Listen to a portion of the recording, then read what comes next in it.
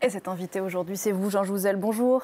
Bonjour Pauline Paccard. Merci beaucoup d'être sur ce plateau. Vous êtes climatologue, ancien vice-président du GIEC, commissaire scientifique de l'exposition Urgence climatique à la Cité des Sciences ici à Paris. On en parlera tout à l'heure. On vient de le voir dans le reportage de Loïc Delamornay. 5 millions d'hectares de forêt sont partis en fumée au Canada en quelques semaines. C'est 1/10 de la surface de l'Hexagone. Les autorités canadiennes parlent d'une situation sans précédent. Est-ce que vous pouvez nous expliquer en quoi ce qu'on appelle ces gigafeux sont liés au changement climatique? Oui, on comprend bien qu'une fois qu'ils sont démarrés, ces feux se propagent en fonction de... Quand il y a une sécheresse, des températures très élevées, on voit bien que les températures élevées sont aussi favorisent ces feux et les vents. Et donc là, on a tous ces ingrédients, c'est les périodes assez sèches et des démarrages aussi de feux probablement liés à des orages, donc assez naturels. Et ça devient incontrôlable à la fin. Donc ces conditions climatiques, à la fois sécheresse, disons températures assez élevées, des vents, des orages, font que ces feux, disons, démarrent, se propagent et sont complètement à contrôler. On le voit bien, c'est très difficile de contrôler, on s'en rend bien compte. Oui, on a connu ces méga-feux aussi l'été dernier en Europe, notamment ici en France, notamment dans le sud-ouest. Est-ce qu'on est démunis face à ça? On est démunis. Il y a peut-être une différence entre ce qui se passe, disons, au Canada actuellement, au Québec ou aussi en Alberta d'ailleurs. En France, c'était quand même pas forcément des feux d'origine naturelle. Donc il y a cette différence. Oui, on a connu ça en France, c'est quand même, mais disons, en France, c'était des milliers d'hectares. Et là, on parle de millions d'hectares. Donc il faut bien, c'est une autre dimension. C'est quand même, c'est vrai, le 10e de la France, 2 fois ma Bretagne natale, c'est énorme quand même. Donc, sachant que ces feux deviennent à la fois, du coup, une conséquence et une cause du réchauffement climatique. Oui, parce que des forêts qui brûlent, c'est terrible. Voilà, ça, disons, en termes de quantité de gaz carbonique, disons, émis dans l'atmosphère, ça joue un rôle relativement important. C'est l'équivalent de la déforestation chaque année, c'est 5 milliards de tonnes de carbone, de CO2, mais ça devient un ordre de grandeur non négligeable par rapport à disons, à ce qui se passe par exemple en Amazonie. Donc on voit bien, oui, c'est vraiment un cercle vicieux qui nous emmène effectivement et qui fait saisir, on regardait tout à l'heure ce reportage, qui fait saisir la difficulté auquel disons, nous serons amenés à faire collectivement face si nous ne prenons pas la mesure de ce réchauffement. C'est bien le problème. Mais le dernier rapport du GIEC a de nouveau tiré la sonnette d'alarme et rappelé qu'à ce stade, notre rythme d'émissions de gaz à effet de serre est 2 fois trop rapide, Jean Jouzel, pour limiter à 1,5 voire 2 degrés le réchauffement de notre planète. Est-ce qu'il n'est pas trop tard? Alors, est-ce qu'il n'est pas trop tard? Alors, oui, les chiffres que vous donnez sont tout à fait exacts. D'ici 2030, c'est maintenant, c'est ça dont il faut bien comprendre. C'est pas l'année prochaine, c'est pas dans 10 ans, c'est maintenant. D'ici 2030, nous savons que nous allons émettre, alors collectivement à l'échelle de la planète, 2 fois trop de gaz carbonique et d'autres gaz à effet de serre par rapport à ce qu'il faudrait pour avoir des chances de rester sur une trajectoire 1,5. Limiter le réchauffement climatique à 1,5 degré à l'échelle planétaire. Ce qui, du point de vue des climatologues, serait souhaitable. En gros, c'est quoi notre souhait? Je crois, c'est de limiter le réchauffement climatique de façon à ce que les jeunes d'aujourd'hui puissent s'y adapter sans trop de difficultés dans la deuxième partie de ce siècle. Ça, c'est possible. 1,5 degré, ce serait idéal. Mais par rapport à votre question, nous partons, je dirais, tête baissée vers 3 degrés, en moyenne 2 fois trop. Et donc, effectivement, la question se pose. L'objectif est très clair pour nous, climatologues. Ce serait vraiment limité à 1,5 degré, ce réchauffement. Mais effectivement, est-ce qu'il est trop tard pour 1,5 degré? Je le crains. Ce serait une neutralité carbone dès 2050 à l'échelle planétaire. C'est extrêmement difficile.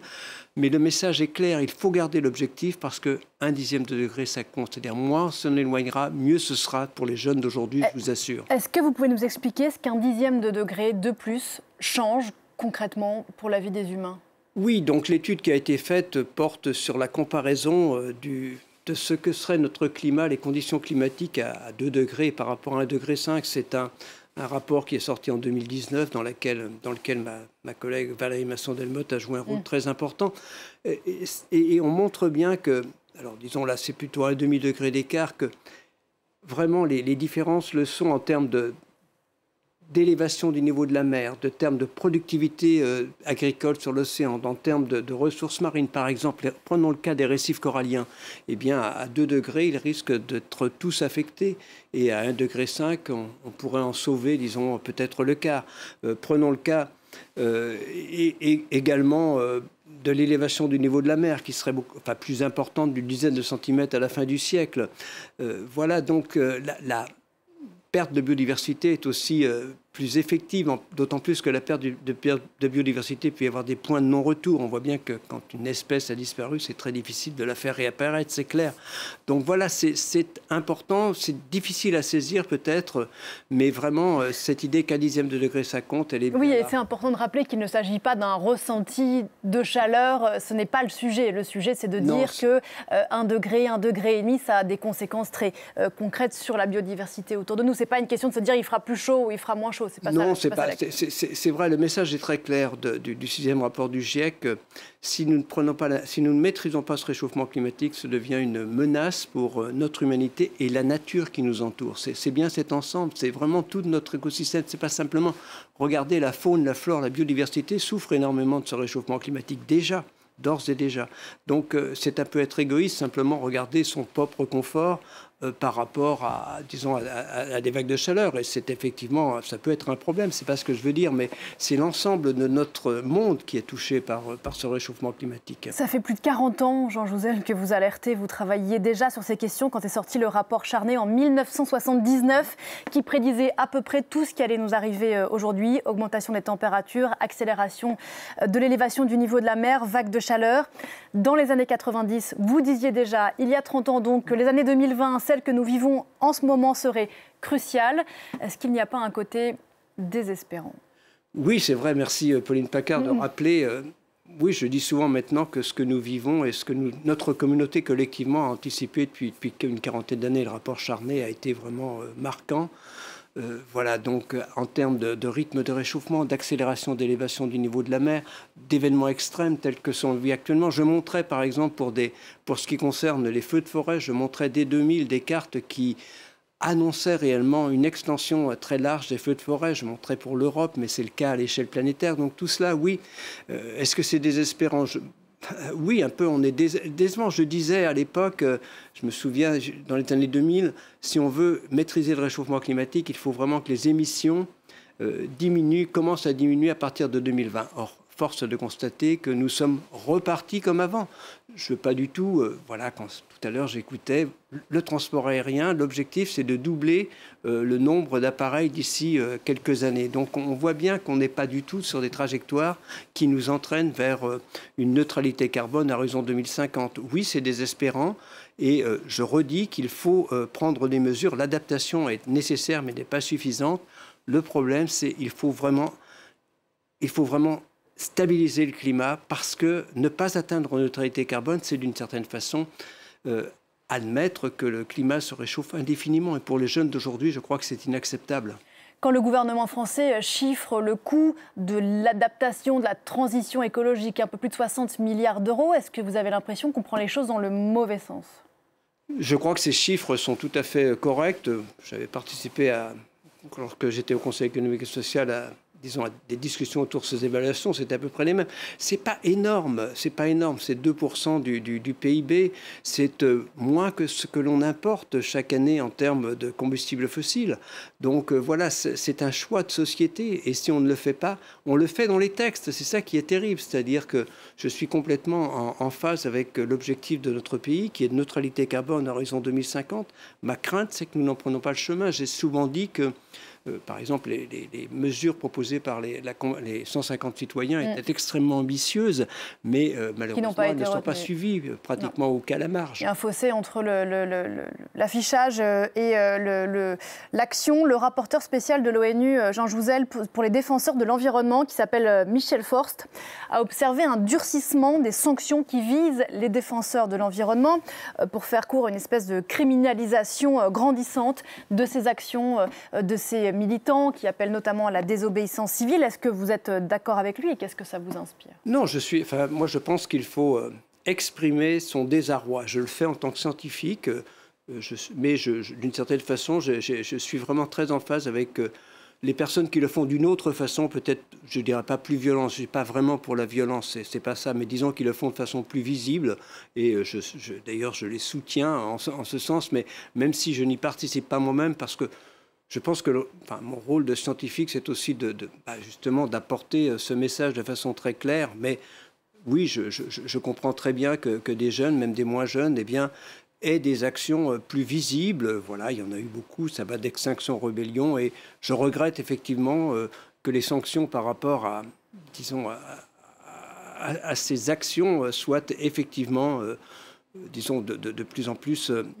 ciblées. Et puis, c'est le cas en France, hein, quand on parle d'écoterrorisme, c'est pas du tout neutre, alors que ce n'est quand même pas le cas. Il ne faut pas exagérer.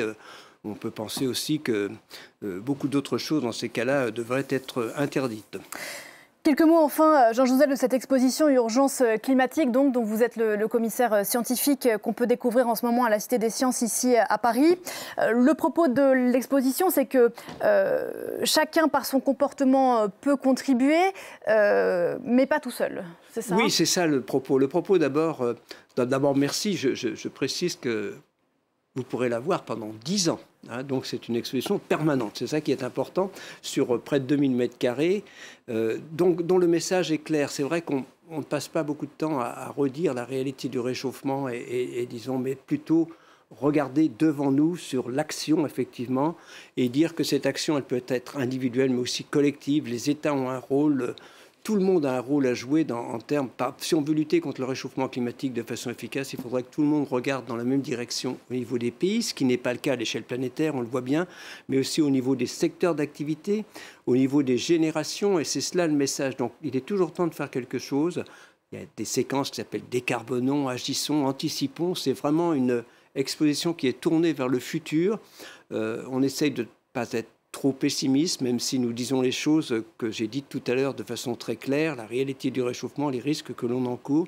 Mais c'est vrai qu'on espère que c'est un encouragement à l'action. Et voilà, les actions, c'est dans la vie de tous les jours, hein, se loger, se nourrir, se déplacer, mais aussi dans, voilà, au sens large de nos sociétés. Comment fait-on pour enfin prendre la mesure de ce réchauffement climatique? C'est indispensable par rapport aux jeunes générations. Les jeunes d'aujourd'hui ça sera inacceptable d'avoir un réchauffement de 3 degrés dans la deuxième partie de ce siècle, 4 degrés en France. Et on ne peut pas faire que peser tout ça sur leurs épaules à eux. Non, c'est notre génération, c'est nous qui sommes la cause, ma génération y compris bien sûr, et c'est aussi à nous d'aller de l'avant, c'est entraîner tout le monde, comment on peut entraîner les gens, et je me suis aussi beaucoup intéressé à l'éducation, donc c'est tout cela, et ça reste... Voilà, je ne veux pas désespérer, il y a des choses à faire, mais c'est vrai, c'est difficile, l'objectif est... Il aurait fallu s'y prendre plus tôt et effectivement pour revenir à écouter plus tôt notre communauté scientifique dans ce que nous disions et en tout cas l'écouter aujourd'hui. Il est vraiment il est absolument inacceptable. J'ai encore vu, j'étais dans un relais. Le seul livre qui était exposé était un livre d'un climato-sceptique et ça c'est inacceptable. Nous en sommes là en France aujourd'hui. On va plutôt aller voir donc Urgence climatique à la Cité des Sciences et de l'Industrie. Merci infiniment, Pauline Paccard. Jean Jouzel, d'être venu ce matin sur ce plateau. On se retrouve juste après la pause avec Antoine Fenot. À tout de suite.